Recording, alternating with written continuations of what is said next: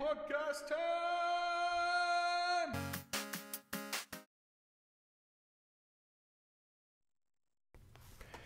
Hey, what's going on, YouTube? How you guys doing? Let's get the theme song up.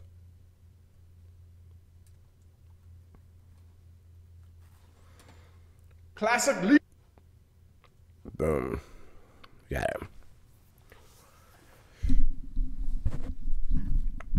I updated my drivers for my graphics card, and I wiped all my settings, so everything looks like shit.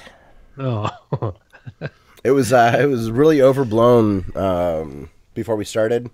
So I went and was trying to adjust, and now it's like really dark, and our complexions look real bad. It's a good thing we're not. My monitor's fucked it. I don't think we're actually this ugly. Good. We look. We honestly we look sick. Like, wow, are we podcasting with the flu right now?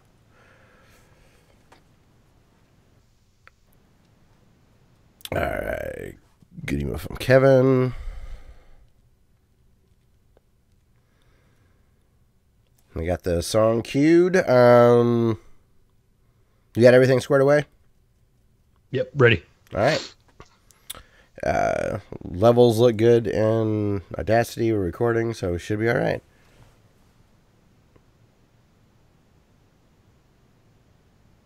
Man.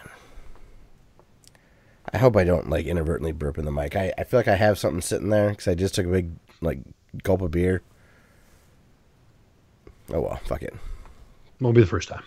Would not be. And I do have a mute hotkey. So hopefully it's not like as I'm talking. You ever had that happen? Yeah, that's It's really embarrassing. It sounds so gross. All right. Let's start recording in 3, 2, 1. Classic Leap Podcast time!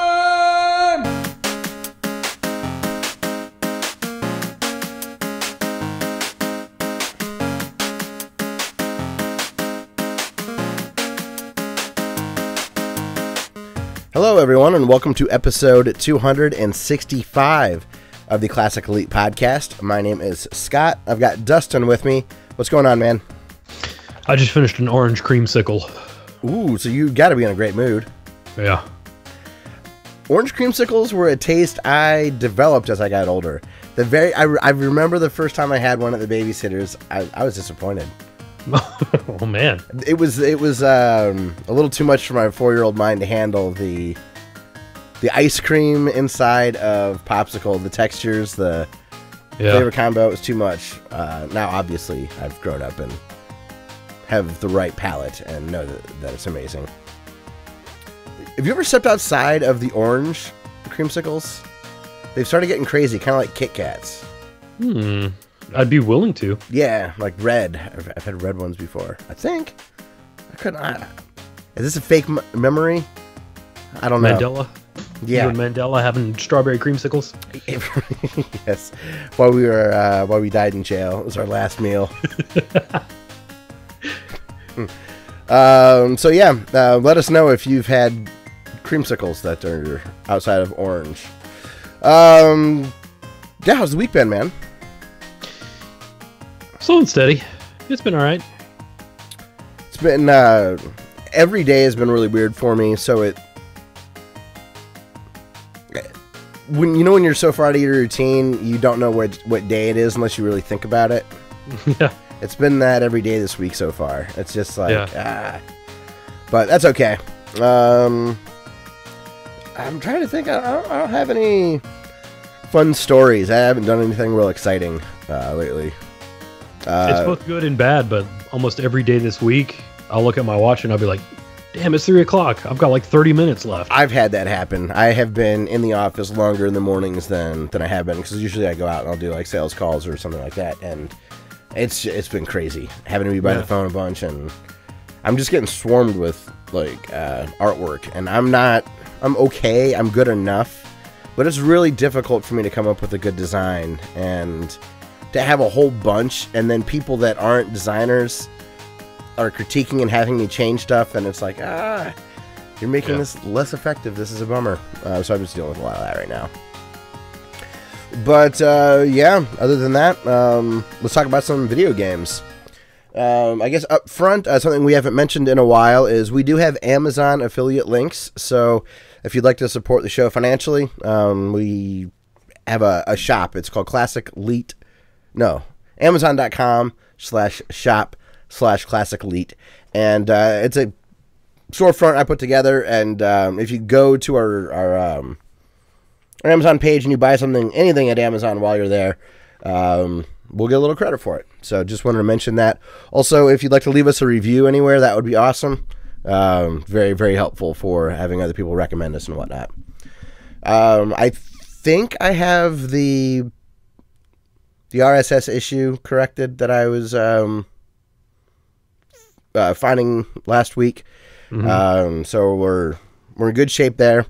But I found out the podcast app that I've been using on Android for conservatively 5 years, it's abandoned. Oh, no. And they use an old repository. The people that we use for our RSS feed right now are incredibly helpful, kind of explaining some stuff. And I had to get a new podcast app. And that is brutal. When you listen to podcasts all the time, yeah, you just I could navigate that app without looking at it almost. So man, it's been a lot of testing applications and seeing what I could get to work. They interject a bunch of ads in the podcast players unless you pay for it.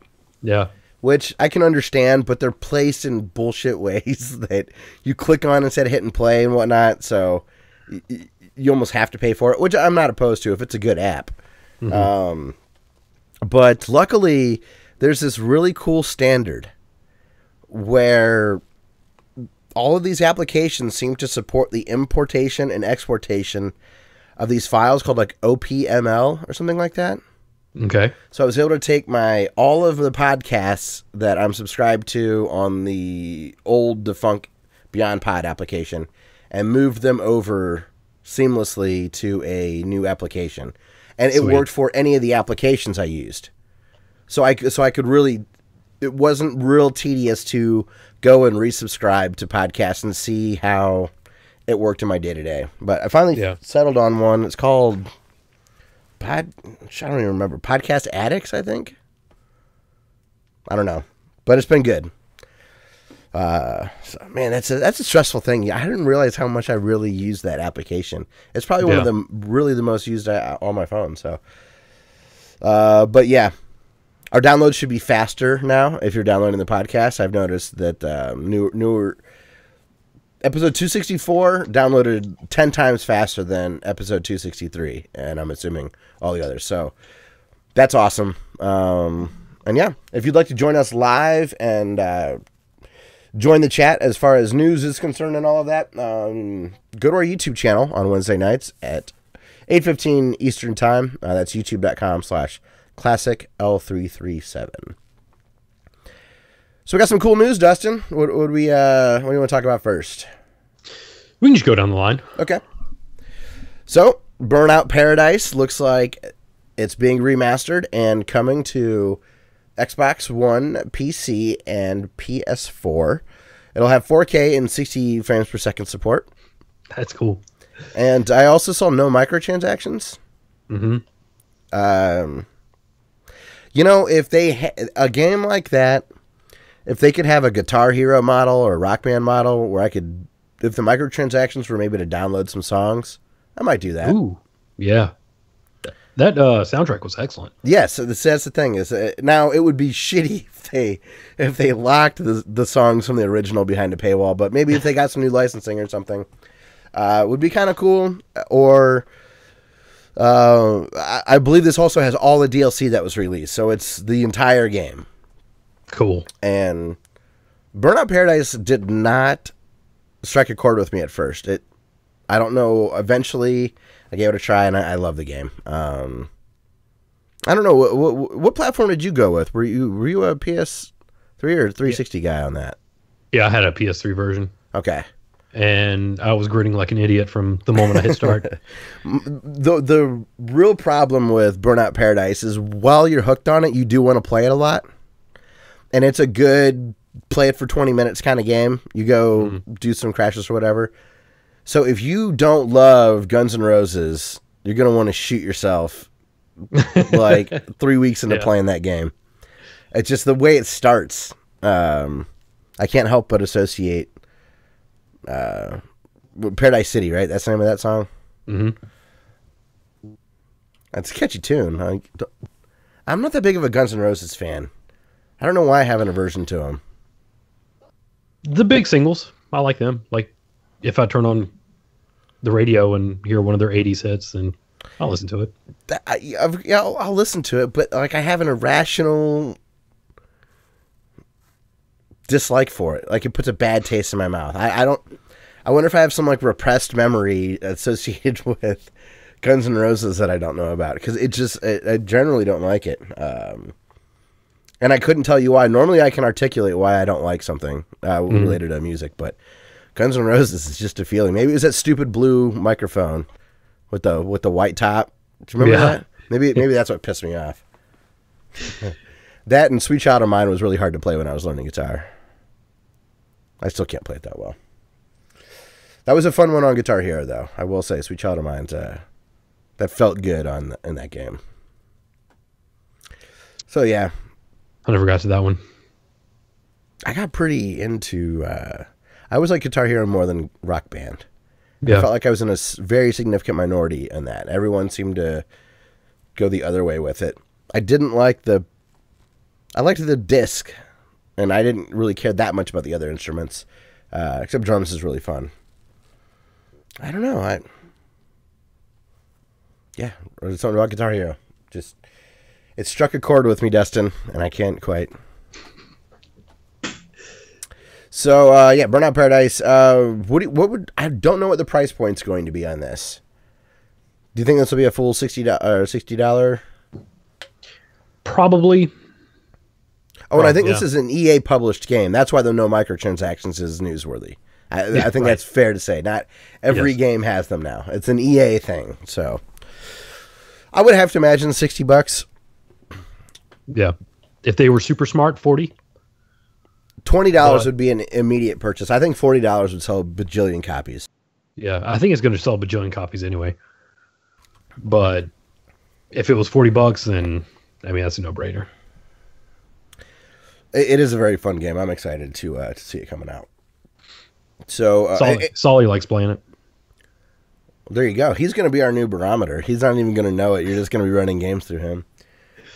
Like, is this good? You know, when he's like 15, right. He'll be doing the opinions for you. Next up, did you get to read about the System Shock Kickstarter? I did. Yeah, this is a real bummer. So the guys who are making System Shock, there's a remake rather in the works. I think they're Night Dive. They are on. Hold on a second. We're getting a little robotic here, but in a weird way. I've never heard this before. It's a new voice I'm putting on. Weird. It almost sounded like your voice had like a modulation to it. It wasn't an echo, and I could hear all of your voice. Yeah. You know what? In the other universe, you're also a podcaster, and we're just crossing over right now. Right. That's all that this is. You sound great now, though. I don't know what that was. So, in our cyberpunk future, the only transhuman thing I'm going to do is get auto-tune. That would be awesome.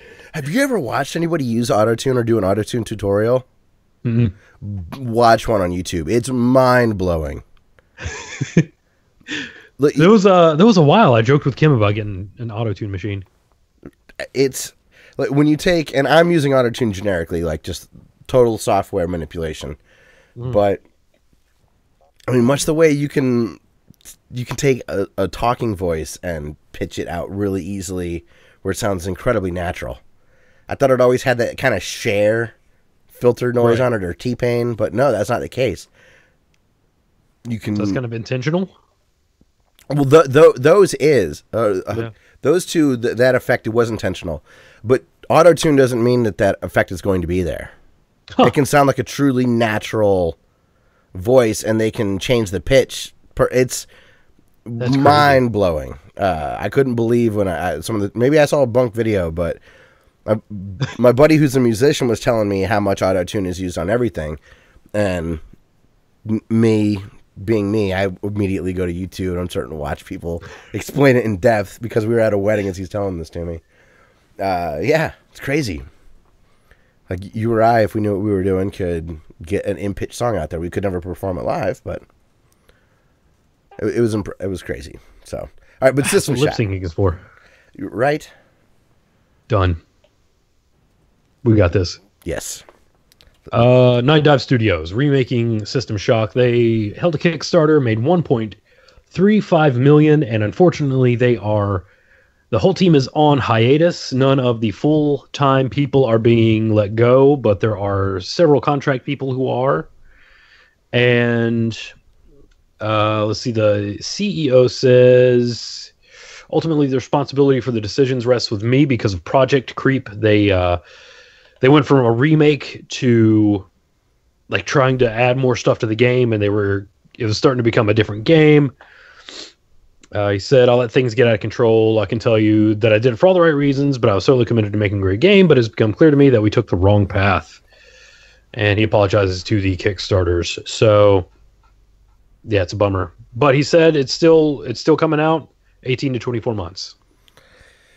The Giant Bomb guys were talking too about System Shock 3 being in development by I forget the guy's name. I've heard it. He did the original System Shock. So it was really bizarre to have I don't know, 2 kind of System Shocks in development. Yeah. But yeah, that sucks. Just because you can program and design levels well doesn't mean you can run a business and manage a project. It's a real bummer because I know a lot of people were very excited about this, but you know, if he sounds sincere in the apology, it's certainly worded well. So hopefully, it's weird how the more successful Kickstarters seem to go bad. Like it's more likely to not, because it's. Well, think about think outside of Kickstarter though. Is it really that weird? Anytime you do have things grow, they get exponentially more complicated. Yeah, that's true. So I'm not now. I am surprised when an already established company doesn't get it done. Yeah, like when Double Fine struggled with Broken Age, that one's a head scratcher for me. They've published games, they've made games. It was weird that even they spiraled out of control. But you know, like that cooler that was $500 that made like 50 million on Kickstarter, and they can't even fulfill those orders. That I'm not really that surprised at, I guess. It is disappointing though. You think with that much money it would get done. Yeah. I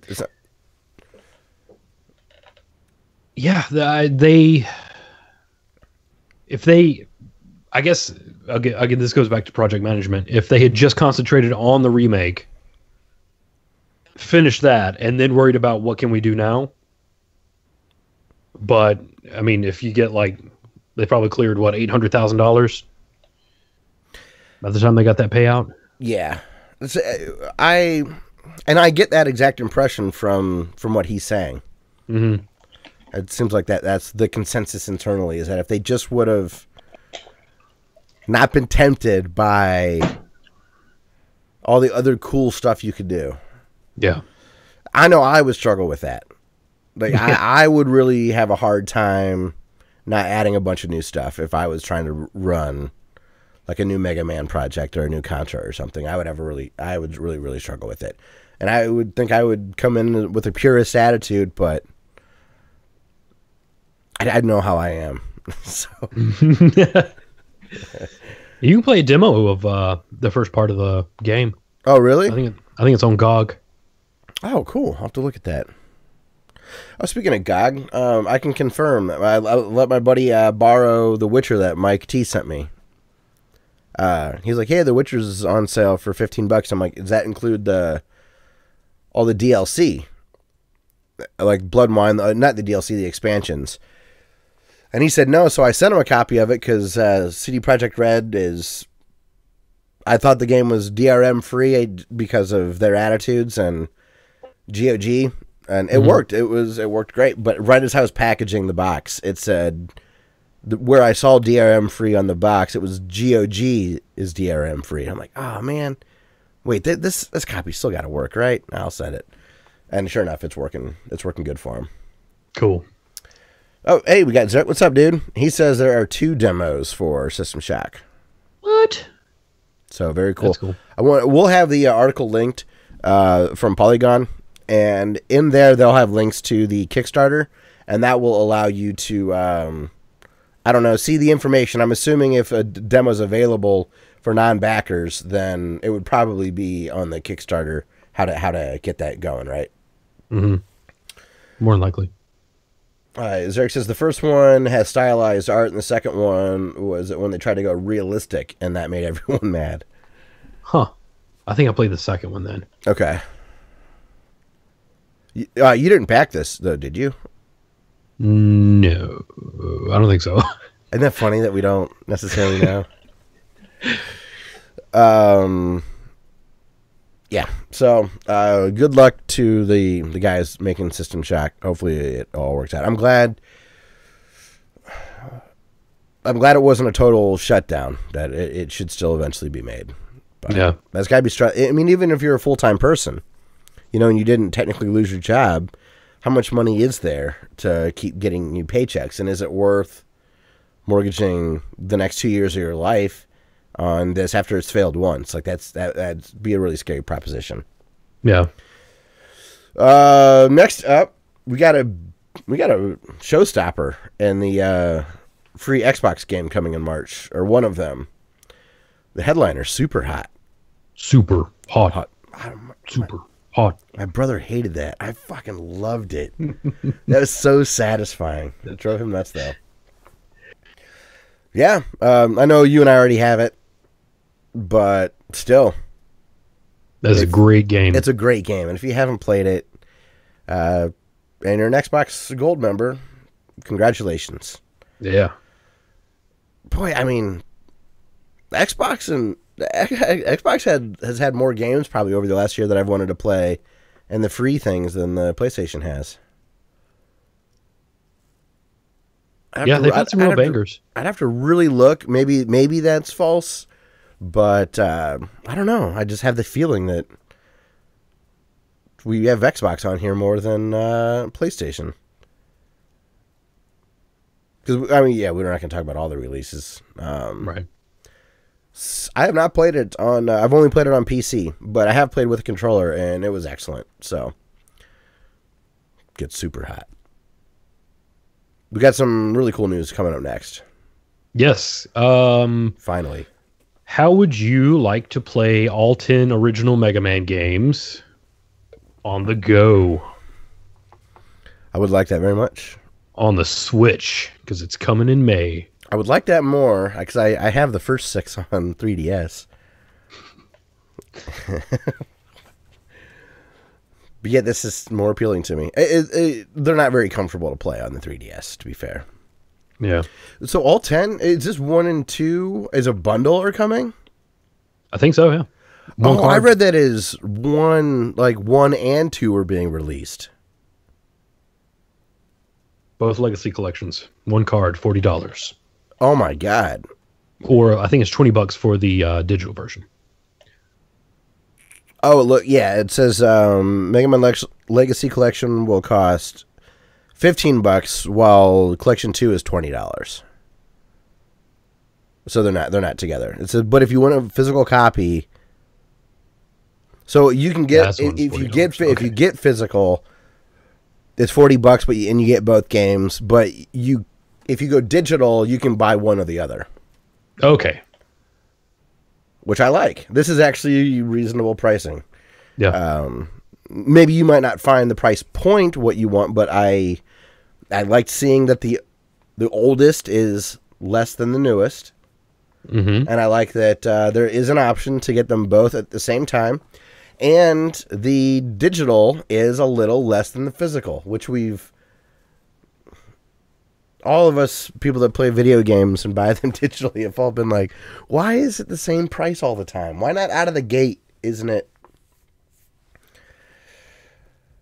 It's so weird that Nintendo's the one to do that. I gotta think it's a Capcom thing, and Nintendo just okayed it.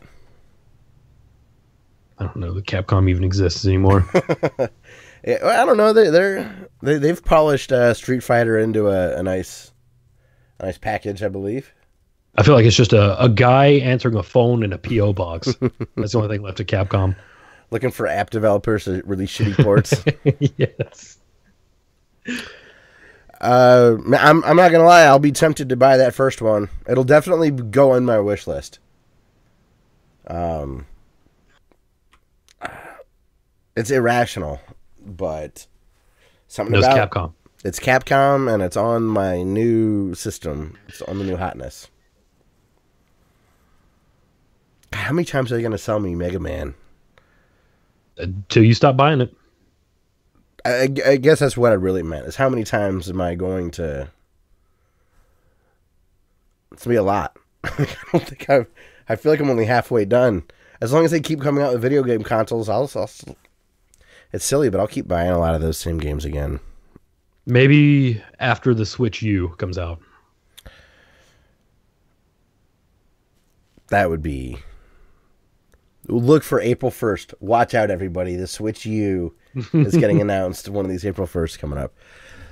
It's these bite-sized games again. I understand some people still buy Skyrim over and over, but these games that are eventually possible for me to sit down and beat in one sitting, I can't help myself sometimes. I'll just be in the mood to play Super Mario 3, and I will.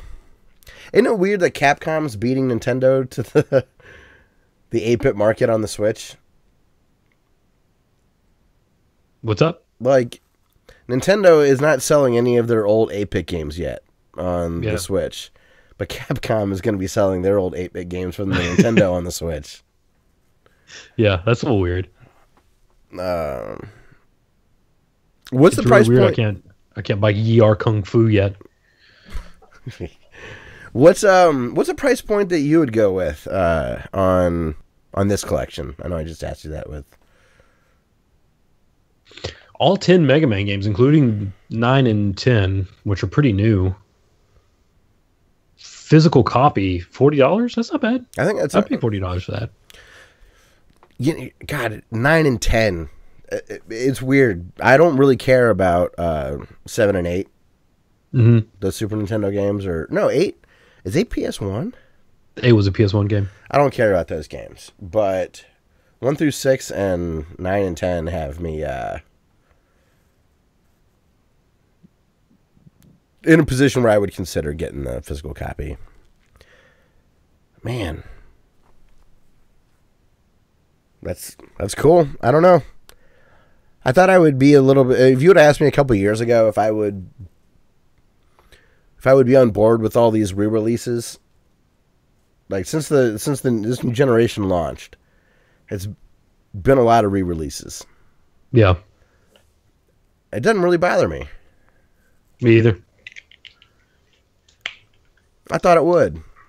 I thought it would get me bored with games or like rolling my eyes constantly.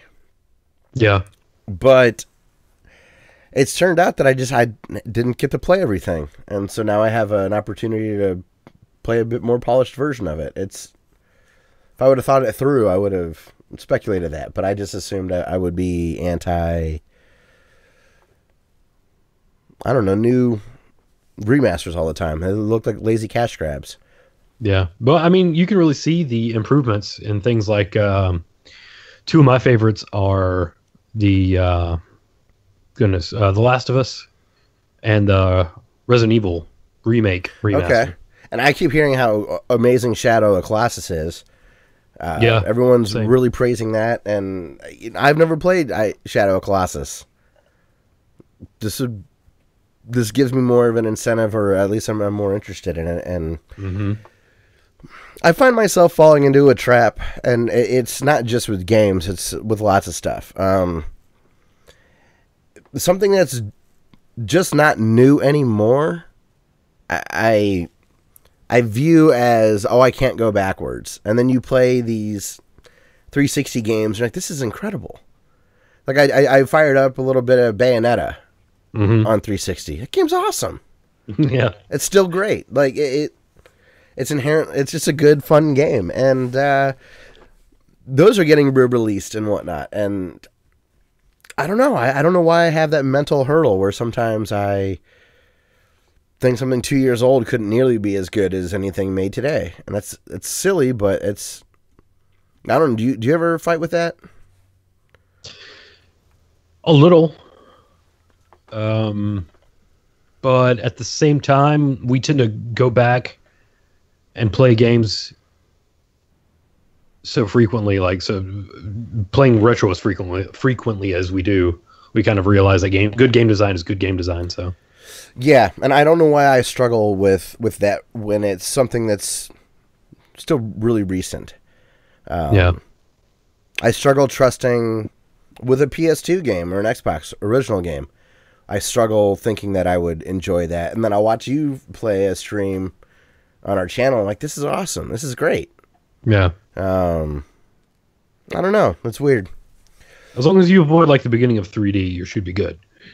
Maybe that's where I'm assuming that's the issue, is because there was such a hard break. Mm-hmm.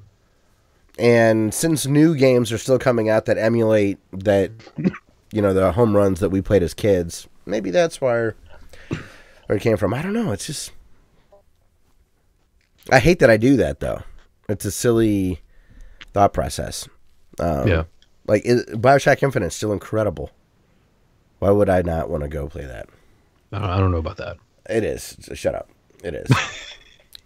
Zarek says, the game is related. This isn't a game-related thing, but did you guys hear about the announcers at the Olympics? They would go on commercial break, but ad block would block that, so people would hear them talking. During the commercials, they thought that people couldn't hear them, so they were saying all sorts of politically incorrect stuff. I did not, but I'd love to watch a matchup of that. That's funny. Especially from like NBC, who they generally toe a political line pretty tightly. So that would be quite entertaining. I haven't watched any of the Olympics this year. None. I've never watched any Olympics ever. Really? Yeah, my wife is like super into it, and I'm just like when we first were together, she's like, "Oh, the Olympics," and I was like, "What? You watch the Olympics? Oh, I love the Olympics!" Like, all right, I'm with her there. Even though Winter Olympics weren't as exciting, I never got into X Games and stuff. So yeah, the snowboarding and whatnot, it's come on. I don't really care too much about, but. Dude, I used to watch the figure skating like crazy. Especially with the Nancy Kerrigan, Tanya Harding thing. That was such a big deal. But it wasn't just that instance. Like, I had a huge crush on Tara Lipinski. Do you remember her? She was like the following Olympics or two. Yeah, I don't know. Oksana Bayul. Remember her? She played Blossom, right? Yes. Actually... Not the same name, but exactly the same name. What's hers? Mayim Bialik or something? Yeah. Yeah, I just remember Oksana Bayul, she got in a bunch of trouble for getting a DUI after the Olympics. But she came to my hometown. We have a hockey rink here that she was part of, like, a show that came through. And it was cool to see, like, an Olympian go out and, like, kill. So she was really good. Was she winning a gold medal? No, I don't know. Did Oksana Bayul win the gold medal? Was she the one that maybe beat out Nancy Kerrigan? Or there was like, who's the American, but she was Asian? Michelle... Yo. No, was it Rodriguez? Yo? No, that's Michelle Wheat. Michelle Kwan? That sounds familiar. I think that's it.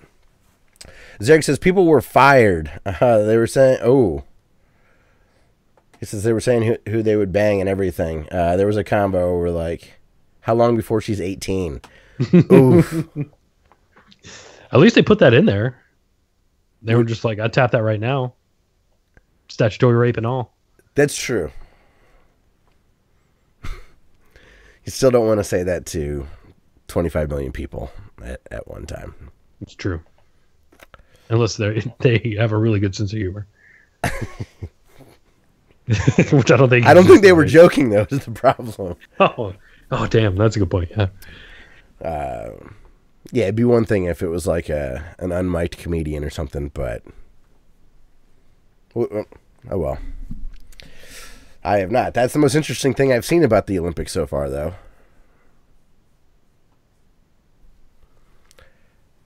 Yeah, Olympics. The summer one's pretty cool. I get real into the Summer Olympics. I think it's the time frame. It's never on at a convenient time for me right now because it's in Korea. Mm-hmm. Like, I like watching the U.S. hockey team and stuff. I like that one clip of that one time that guy threw a javelin and it hit the referee. I don't think I've seen that. It's pretty cool. It was on real TV like 15 years ago. It sounds gross. Was it really gruesome? It stabbed him in the arm and stuck into him. Just stuck. Okay, see, I'm picturing like a Game of Thrones spear, like impaling somebody through it. No. Okay. No, it was just like just the tip. It was like boom, right in the bicep, and he was like, ah. He reacted like a guy who was like, "What the hell? Did this really just happen?" That would be something to process. Look down and be like, "There's a javelin in my arm." No, I have not seen that. So Mega Man coming to Switch.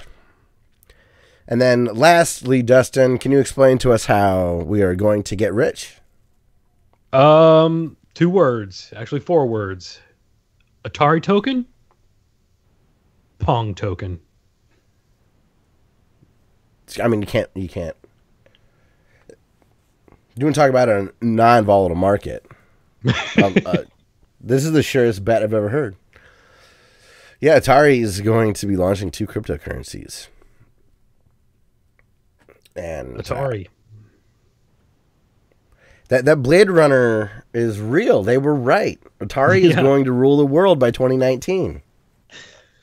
If you were wondering if cryptocurrencies were over, Atari's involvement should pretty much seal that deal. They're here to stay. And they will not get banned anywhere. How weird that they're in France, I think, right? Mm-hmm. The company that owns them now. I think so. But yeah, if this takes off, maybe they will buy a big electronic Blade Runner billboard. And where does Blade Runner take place? L.A. Yeah. Okay. Speaking of Blade Runner, I watched the Cinema Sins. I hate when he shreds movies I like. Mm-hmm. But I'm sitting there watching it like, damn, this is a really bad Cinema Sins. Like, he said a couple things that I'm like, no, I could easily explain that. That's not a sin. Yeah. Then you look at the like to dislike ratio and you read the comments, and I wasn't the only one that's like, oh, this isn't even really that good. This is one of his weaker episodes. Was it 2049? Yeah. Yeah. Yeah, it was the new one. I thought his review of the original Blade Runner was good. But this one, he really seemed to be going a little too nitpicky. I think if he would have pared it down to like an old 10-minute video, it would have been okay. Yeah. CinemaSyn's still great, though. I love that channel. But Atari launching cryptocurrencies. This is good news for Demez. Mm-hmm. The 15 graphics cards he bought. That's right. And how weird. I think Kodak also launched a cryptocurrency.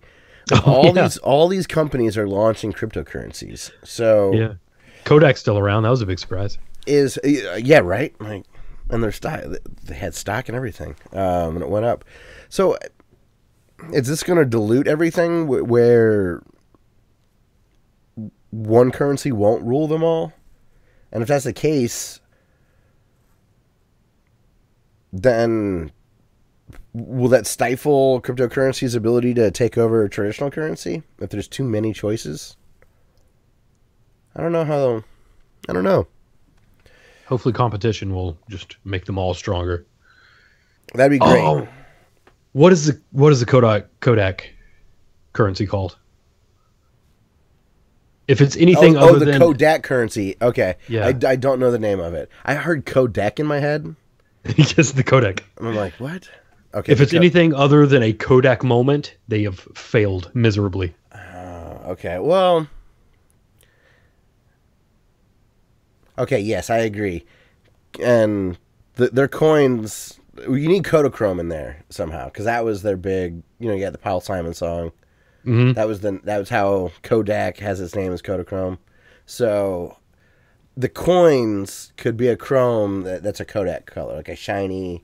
Mm-hmm. And they could, if you buy, I don't know. Yeah, they should be called Kodak moments. Maybe Atari will, I don't know. I think it's a really bizarre thing. Like, is KitchenAid gonna have cryptocurrency soon? Will Scott's Lawn Supply have cryptocurrencies? Is this like the late 70s video game market where like Coleco went from making Cabbage Patch Kids to video games? Yeah, I don't know. Or are we going to have to buy cryptocurrencies to buy specific products? Like, in order to buy an Atari box game, well, I need to use the Atari box to mine for Atari coins so that I can afford to buy the games? Yes. You'll also need the Atari coins to buy the Bluetooth speaker hat that they sell for $130. And then can I buy other coins with coins and we're all running a perpetual Ponzi scheme? Turning your Kodak moments into Atari tokens. Yes. Oh. Almost. Did I mute my mic there? Mm-hmm. I thought I had kind of like the flu a couple weekends ago. I just ran a slight fever all weekend. Mm-hmm. And my chest has been scratchy ever since. So I don't know if I'm fighting something or if I have mold growing in my house. I have no idea what's going on. It sucks. So, all right. Well, cryptocurrencies, we've made all the jokes we can. So I think we can move on to our YouTube channel of the week. Channel of the week. Week. The only one I have left is the Total Nerd Cave. Oh, that's right. He hooked his Sharp X68000 up to his OSSC. How'd that go? It looked awesome. Okay. Of course it did. He did another video where he replaced the fan in his power supply of his Sharp X68000. Okay. And it was a really in-depth, cool video. Hell yeah. Total Nerd Cave. What other kind of stuff has he done? Gosh, I put this up here so long ago, I don't even remember. Other similar stuff to that? And I totally just deleted a bunch of stuff. Maybe I inadvertently deleted. That's fine. Nope. Okay, we're good. 8-Bit Do. Super Nintendo, Super Famicom. Okay. He reviews the iFixit all-in-one PC driver. I love my iFixit set. Do you have one of those? I have one for like iPhone 5 or something when I fixed Kim's phone a million years ago. Yeah, they have the years ago they had like maybe a 20-piece set and like a 60-some piece set. Mm-hmm. You should put that on a Christmas list or a birthday list or something, or a Father's Day gift list. That's a good. I saw somebody on like tweeted at them. They were using one of their prior things to open pistachios. Oh yeah, I saw that. I was like, that's great. Yeah, I think iFixit's really cool. Yeah, not only are they helpful, but that wrench set or screwdriver set's amazing. Oh, he did an overview of the OSSC. That's how I found the X68000 video. Oh, I need to watch that. I need now that a lot of OSSCs are out there. There's finally some information. It's been really hard to try to figure shit out with that thing. Oh, did you ever get that Super Nintendo issue resolved? No. I just kind of gave up on it. That's bizarre. It was really weird. I also have so it won't repeat a signal past one thing. So if I can take the signal from the OSSC to my PVR, okay, the PVR picks it up fine, but it won't spit it out from the PVR to the TV.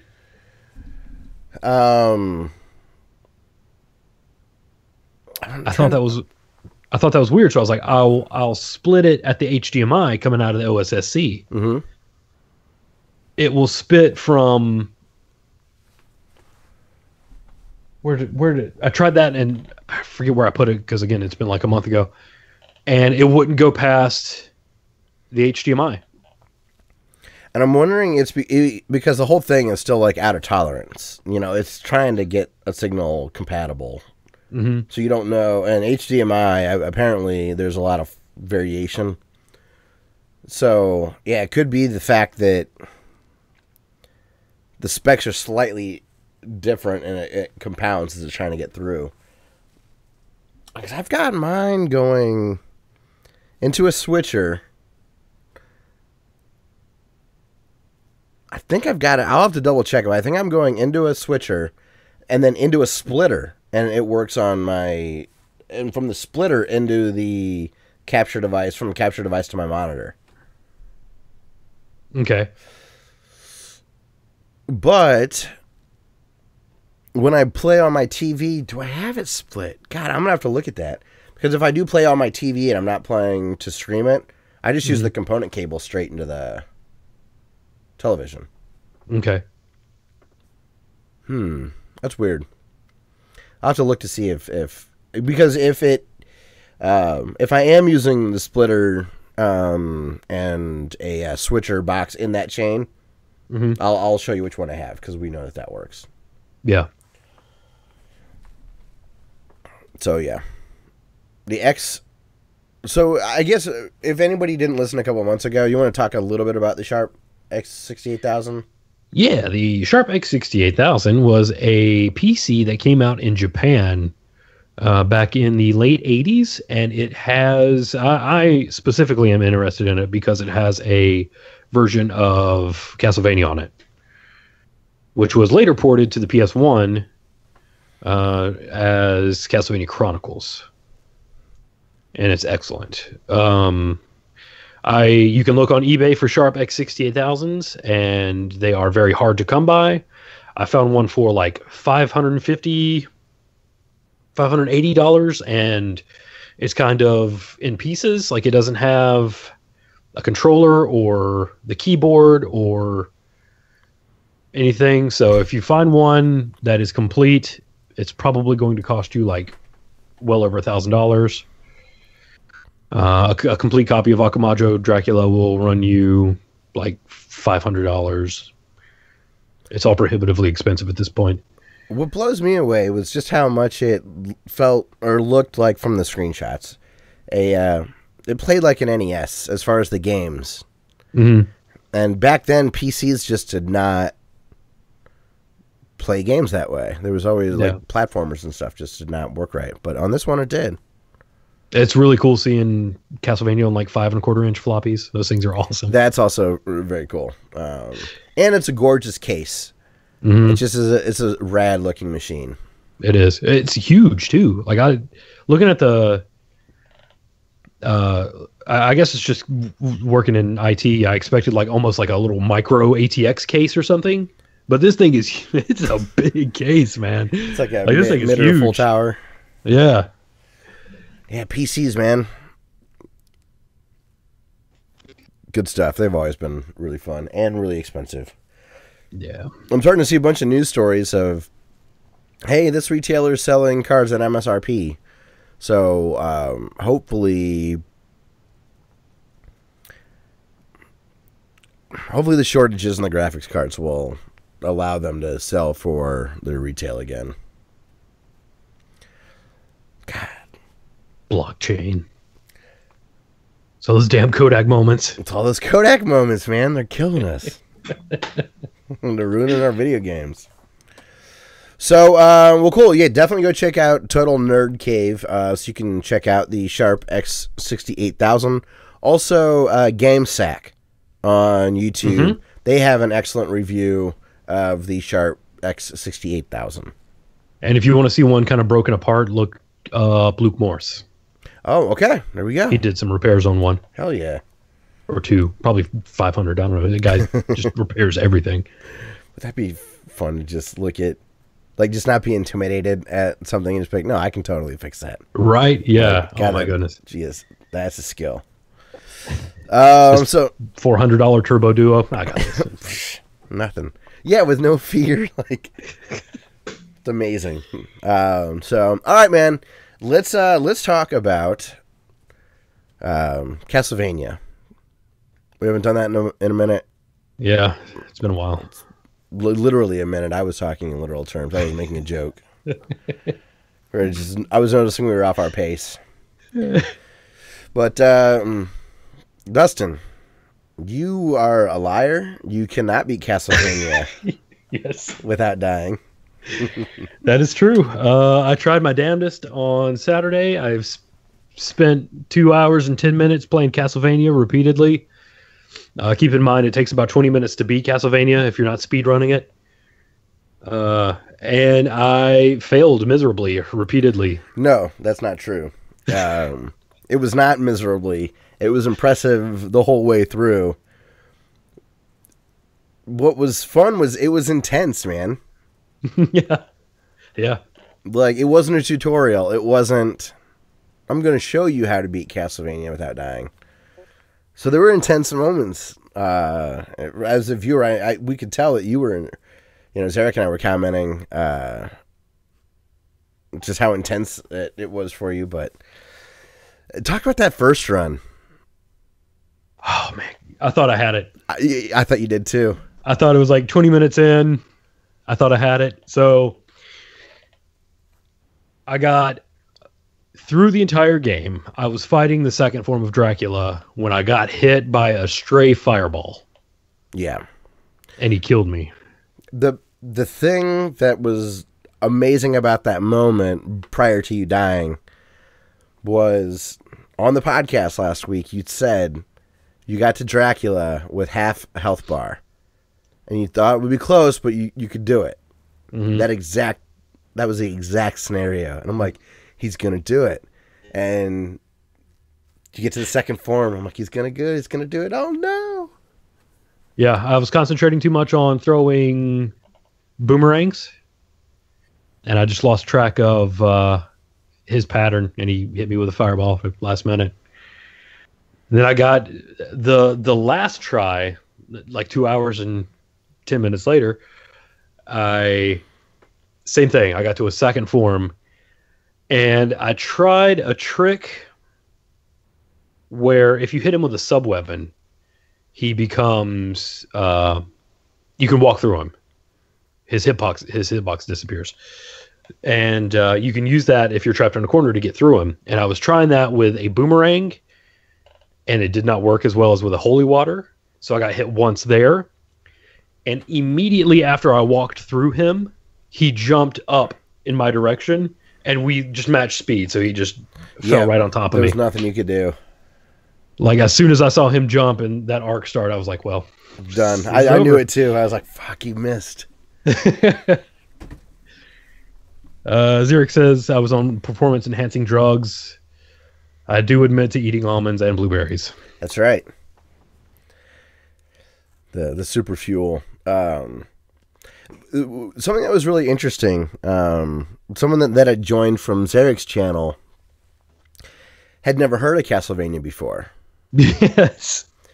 That stopped me dead in my tracks. Yeah, and that's fine. I mean, maybe they're younger, maybe they just never experienced it, but we talk about it so much, it took me back while I was watching. I was like, wow, don't laugh at him, Dustin. Don't laugh at him. Because I've been thinking recently about how I I really don't need reviews from people anymore. I pretty much know like what games are good and what games aren't. And I figured that was basically the same for everybody. Like, I'd rather hear people's personal stories attached to video games than reviews of video games. Sure. And there are people who don't know, like, really famous Nintendo games. Yeah, and I was playing Trip and Dale Rescue Ranger a couple weeks ago on stream, and Ether, our friend from Arizona, had never heard of Chip and Dale, just the characters. Man. And I was like, well, you know, I mean, they were like B characters in the Disney. I was like, wow, that's wild to not know who Chip and Dale are. Yeah. But I get it. My sister probably wouldn't know. She's 25. Now that I think about it. Yeah. My sister's 25. I bet her husband doesn't know what Castlevania is. So, yeah, it's just, you know, we'll complain about someone being in an echo chamber, and here we are in our Castlevania echo chamber. But it was the thing that's kind of cool about that, though, is now you have an opportunity to show somebody an amazing game that they had no idea existed, and that's really fun. The music does that. Is that guy's name Nathan? I don't remember. It was like Nathan 2 Gaming or something, or Nathan something Gaming. Okay. I was trying to let him know, like, hey, I'm not calling you out. It's just I am surprised. Yeah, it's out of the norm for you and I. Mm-hmm. Zarek says, wait, how much is 3,804 yen? Isn't that like $40 or something? He said, I found a Sharp X68000 except for an expert for sale in Japan. Keyboard isn't good though. Yeah, I think that it's almost right now like a divide by 1,000. Yeah. Is it for parts? Can you send that? Can you send that link, Zarek? Let me see what that looks like. Yeah, and I got some real rat bastard RNG for like 5 or 6 runs in a row. You did. Like the one that was really shitty. Talk about the one you think is most shitty. It's probably the same one. For me, it was the bone pillar at the top of the steps. Yeah, that's what I want to talk about. So I guess talk about the RNG in that game and kind of how it works and stuff.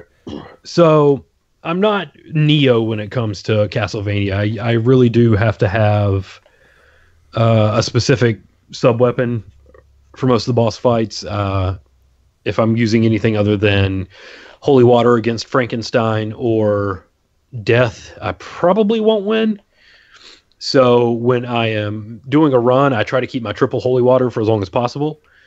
And in the later levels, finding a Holy Water is difficult. So if you get a Flea Man in the run right before Frankenstein that drops an axe in front of you, or in this case, it was there is a bone pillar at the very top of a staircase right before the hallway that is the run up to the Grim Reaper, and I was whipping the cannon and ended up getting, I think it was a time, what do you call it?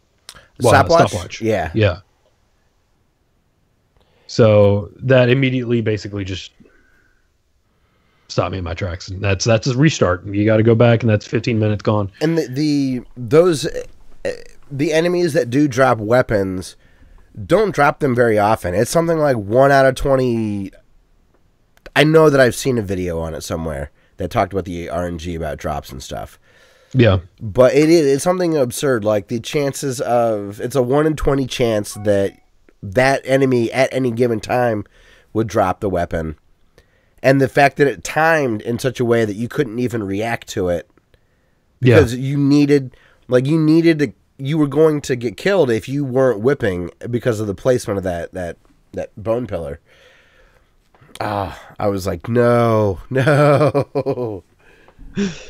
You had it in that run too. You had some very good runs. I know that you've kept the video unlisted. I think you should list it. Yeah, I will. All right. You played great and it was entertaining. You just didn't Like, no one would watch that stream and be like, this guy's full of shit. He cannot beat Castlevania without dying.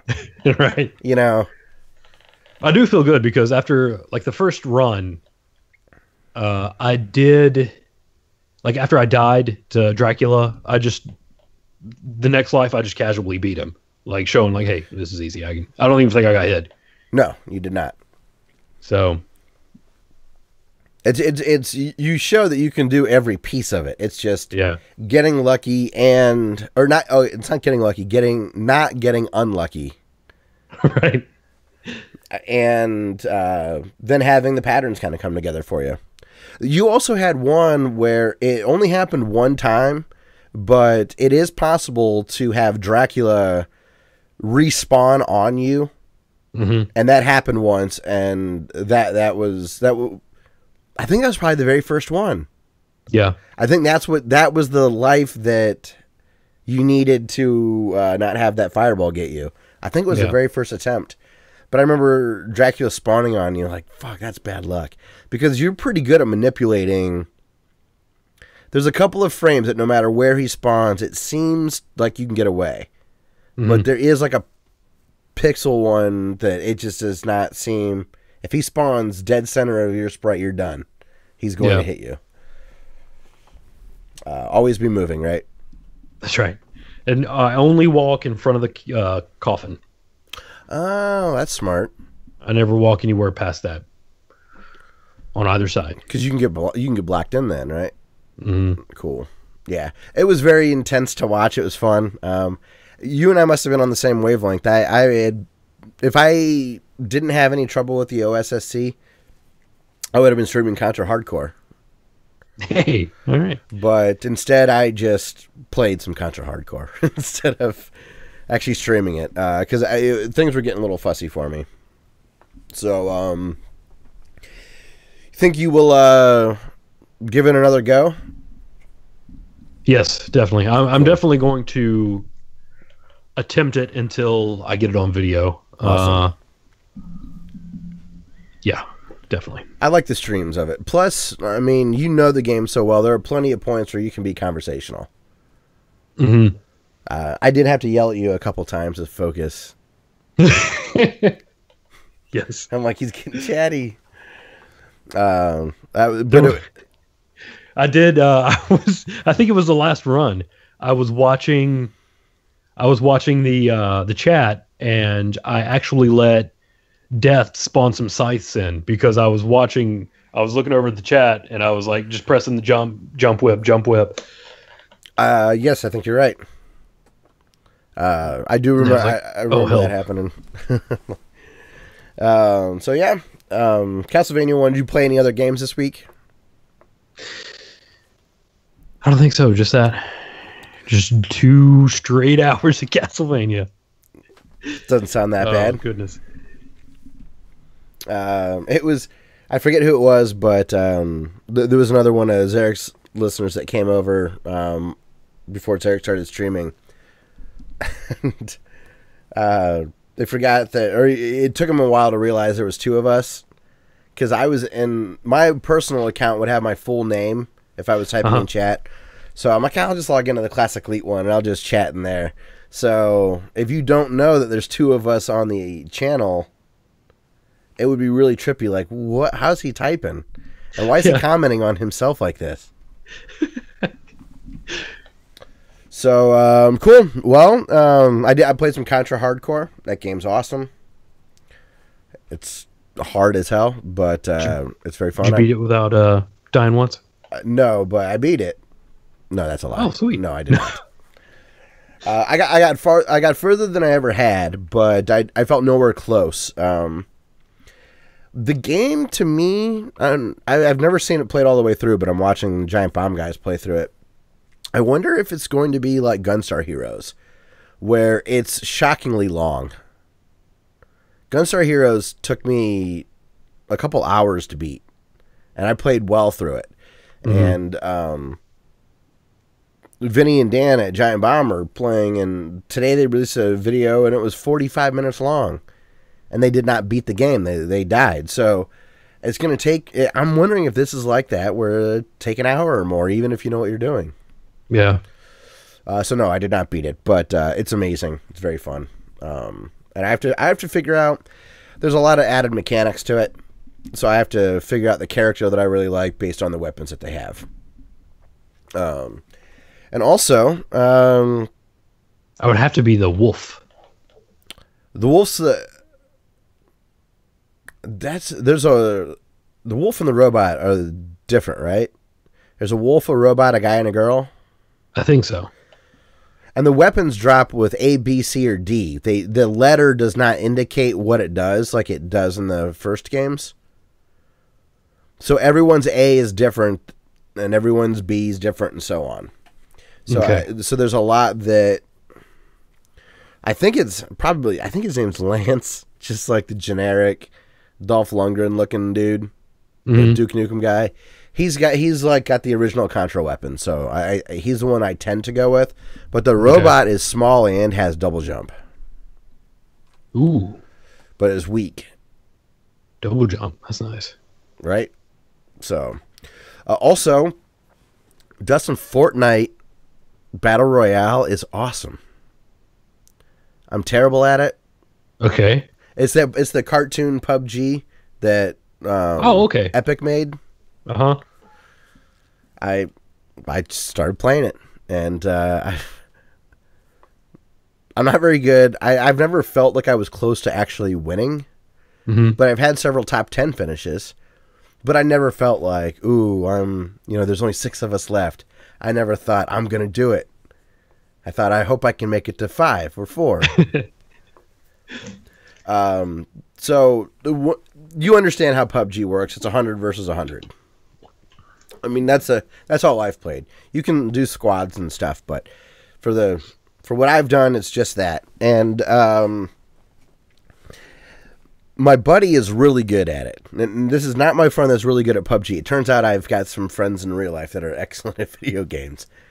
And my buddy Sam, he and my other friend Scott and Sam's cousin are really into Fortnite. They got really into Gears, like they were part of the hardcore Gears Online type gamers. And one of the cool wrinkles with Fortnite is you can build some stuff. So you can quickly, on a terrain, put yourself up perched high that you couldn't normally just get to, but if there's no one around, you can take the time to build a way to get up to a certain point. And along with that, you can also set traps for people. And my buddy Sam and his cousin managed to trap a whole team in the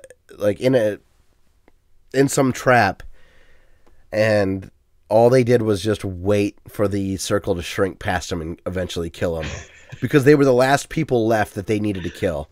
Yeah. And they worked a trap together, and then they just let the game slowly kill them instead of just, dropping grenades in there or whatever. I was like, that's savage, man. That's like, that makes people want to rage quit.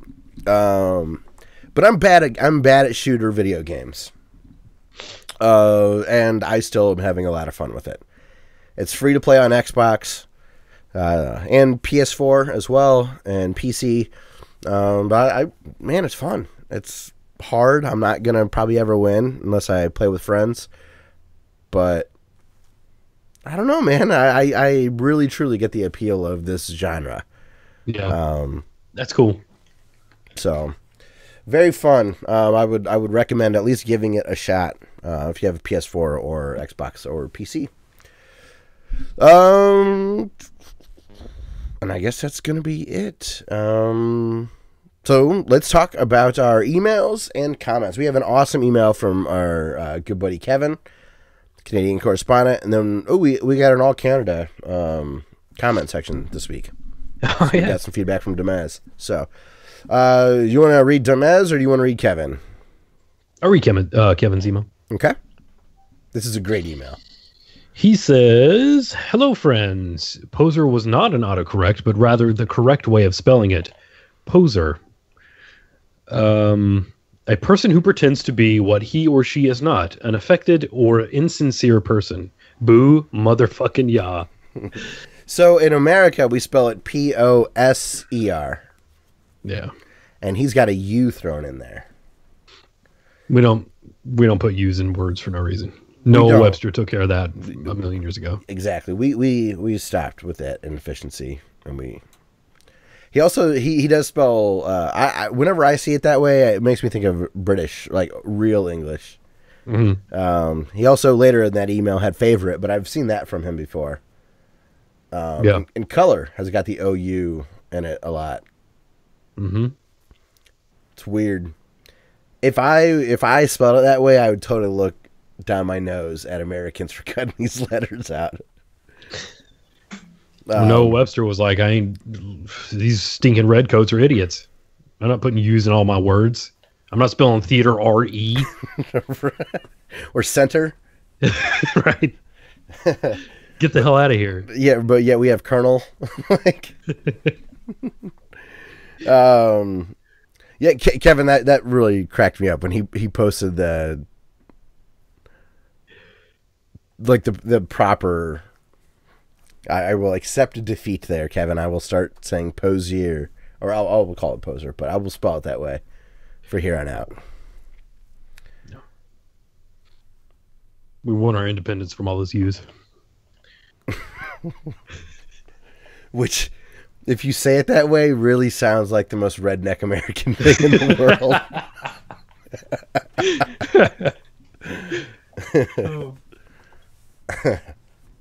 All right. He goes on to say, anyways, funny that Crash was not available on the Vita, although on the PSP, and an HD remake was made. Now, news for Spyro, which also wasn't released on PSP, might be getting a remake. Coincidence? Probably. Spyro was the first game for my PSX, and I spent hours headbutting the walls because it was my first time feeling a control rumble. I probably put it on my junk because I was a filthy preteen. Every year I got a Spyro game as it came out near my birthday. Useless trivia. Funny hearing you, Scott, mention that your Wii is your emulator box, as mine is my emulator box as well. Twinsies. Yeah, we get a shirt. I used to think it was rad playing NES games with the Wii remote sideways, but now since I have my NES Mini, remember the only reason I have one is to tell you that I have one. The controllers also work on the Wii. So yeah, cool. I'm playing Blades of Steel with the NES controller. Gotta love me some emulators. Hell yeah, Blades of Steel is so good. Even though the all right, we won't talk about hockey for real though. I was gonna say that my favorite team sucks right now, so I won't. I was gonna talk some shit about Toronto, but Detroit sucks too, so I can't really say anything. Funny that the last two paragraphs started with the word funny. Anyways, question of the week. Question of the week. What was your first emulator? Mine was Nesticle. The icon looked like, surprise, surprise, a testicle.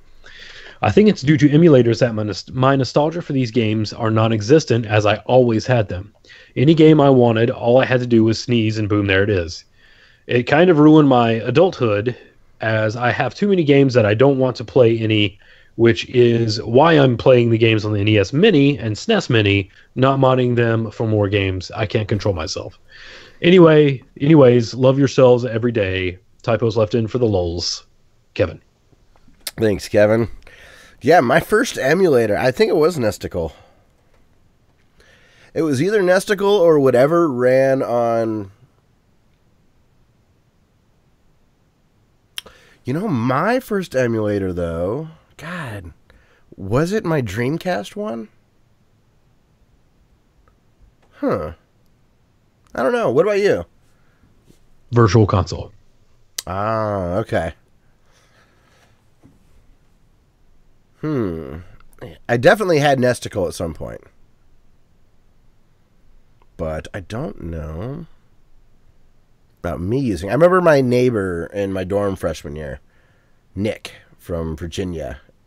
He had this like amazing PC, and he played lots of games. I didn't play any PC games then, but he did. But he blew my mind with the emulator. Yeah, I doubt my laptop would have ran it. I don't know if my old Gateway would have or not. That was a really crappy computer. It was like $1,500, and it was the worst piece of shit. Good old cow gateway. Nesticle is probably the best name for an emulator. Yeah, I can't think of anything better. They all have, a lot of them have good puns. For an Android device, I like Nestopia. Yeah. But there's lots of really good ones out there. Good old Nesticle. So, all right. Well, Kevin, thanks for writing in, man. That really did crack me up. I only read like the intro as far as cracking me up. I did not read the line where he's like, I only have one, so I can tell you that I have one. I don't know why that struck such a chord with me. And then last week, Damez says, I won't buy EA games anymore, but I will take their free ones. Dead Space. I approve of that. He says, I beat Mario Land Game Boy 1 and 2 on the Palm 3C PDA using an emulator. He says, I did it on the toilet at work during lunch hour. He said it played at almost 100%, but not quite. He says, black and white PDA, so it seemed like a normal GBA. Cool. I always loved, I was always jealous of the kids that had the expensive calculators that could play Snake and stuff. Yeah. I was always like cool, the T-89s and all that. He says, fun fact, this is really cool. He says, fun fact, the GBA does feel like a mini SNES, but it's actually a 32-bit system. That's way more powerful than I thought it was. Yeah. Very cool, because, I mean, that's a PlayStation 1. Mm-hmm. What else was 32-bit? Saturn. Yeah. That's cool. Half a Nintendo 64. Yeah. Half of a Jaguar. Mm-hmm. I love the tricks that they did to claim that it was a 64-bit. I've seen the breakdown. I can't. It's something like 2 8-bit processors and like a GPU. It wasn't like a truly like a 16. They were just adding shit together. Yeah. It wasn't actually. That was the slogan, right? Do the math. Do the math. Yeah, they were like, they really leaned into that. Hide in plain sight. TurboGrafx 16 is also kind of like that. Mm-hmm. There's like 8-bitness to it that is, yeah, it's weird. It's not a true. I don't know, who cares? It's Jaguar had some of the coolest commercials. I've only seen them on YouTube. I don't remember any of them when they were coming out. One that always stuck out to me was unless it was the old lady, the old school teacher lady. What one stuck out to you? I think that might have been one Sega. But they used to do one where like it would be like Nintendo players are like timid, and then Sega Genesis are like middle, and then Jaguar guys are like super extreme. And it was like this guy was taking this lady out, and the guy was like, "What time will you have my daughter home?" And he was like, because he was Nintendo. And then it was like Sega guys are like, "What time would you have my daughter at home?" And he was like, something about Sonic, right? And then the Jaguar guy was like, "What time will you have my daughter home?" And he was like, "You want her back?" I should always remember that. God, there was one with a teacher in front of a school. That might have been the. I remember that one. She was like, "This one is this one. This one is this one." The Jaguar is 64, and she draws a big circle around it. Yeah, Mm-hmm. Okay. I just wanted to make sure I wasn't mixing up, because I could also see a teacher doing that on Sega's behalf in a commercial. Yeah. Yeah, totally. Just because the whole attitude thing. So that's very cool that the GBA was way more powerful than I thought. And he has a comment related to Kevin's question last week. He says that Frogger 3D is rad. Pac-Man Championship editions are great too. He said, and Donkey Kong of Game Boy, supporting Super Game Boy 2, is the best Game Boy game ever made. A wonderful video on Donkey Kong for the Game Boy is Jeremy Parrish's Game Boy video series.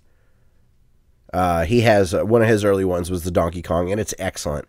The Donkey Kong cart on Game Boy is really neat with the Super Game Boy because it supported a lot of things. different backgrounds, and there was a whole slew of options over and above what you could normally get with the Super Game Boy, which they buried a lot of those neat options. But yeah, the Super Game Boy has like really takes that Donkey Kong to like another level, and I've heard that Donkey Kong is really, really excellent on the Game Boy. I've never played it. Oh, I'm a big fat stupid liar. That was a 3DO commercial. Oh, the Jaguar one you were describing? Yeah. Oh, okay.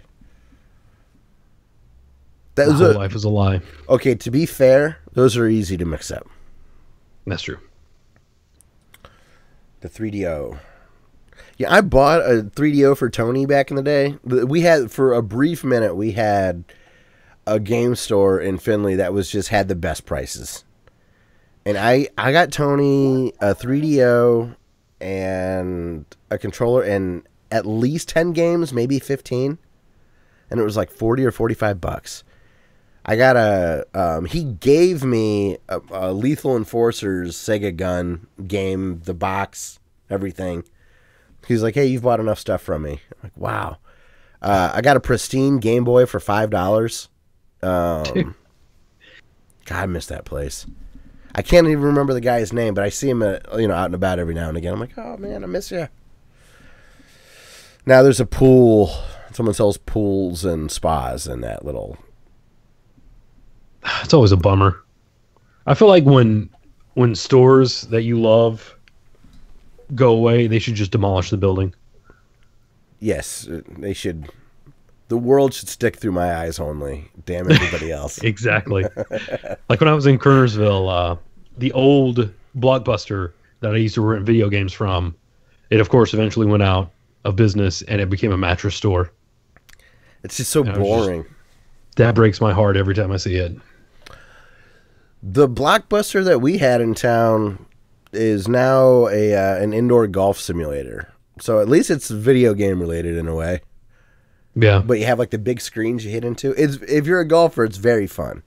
Yeah. But it's still, I'm with you, man. It's like that's a best case scenario, and that's still not great.